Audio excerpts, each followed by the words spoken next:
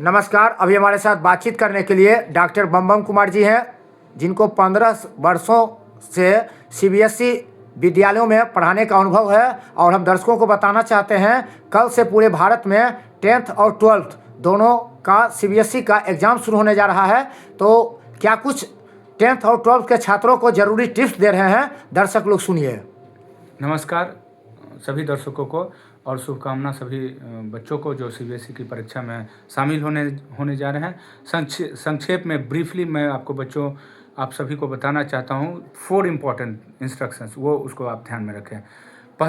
First important है कि 10 बजे से पहले आपको एंट्री स्कूल पहुँचना है। एग्जामिनेशन सेंटर में 10 बजे के बाद आपको एंट्री नहीं मिलेगी। दूसरा, आपके पास जो बैग होगा, जो पेन पेपर पेंसिल ले जाएंगे, वो ट्रांसपेरेंट बैग में होना चाहिए, पारदर्शी बैग होना चाहिए, ताकि उसमें आर पार देख सके। थर्ड इम्पॉर्टेंट है कि आप प्यारे बच्चों स्कूल यूनिफॉर्म में होंगे, जो आपका स्कूल का यूनिफॉर्म है उसी में होना है।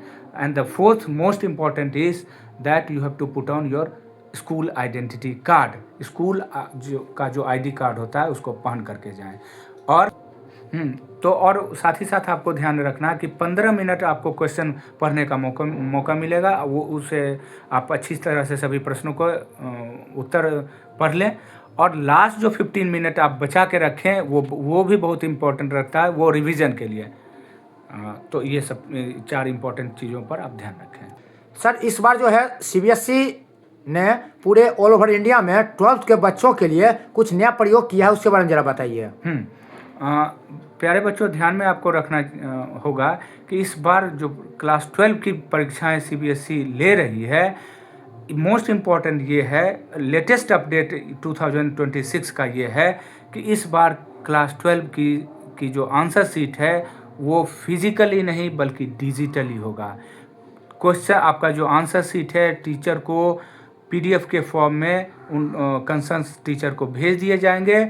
और इस बार मैं आपको पुनः दोहराता हूँ कि इस बार कॉपियाँ क्लास 12 की डिजिटली चेक की जाएंगी, फिजिकली नहीं, डिजिटल फॉर्म में।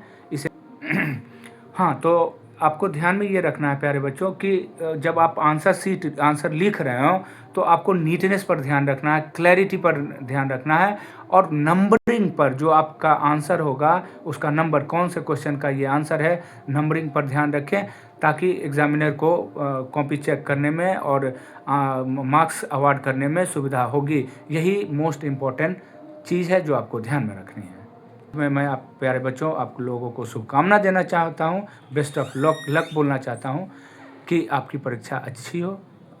Thank you, have a great day.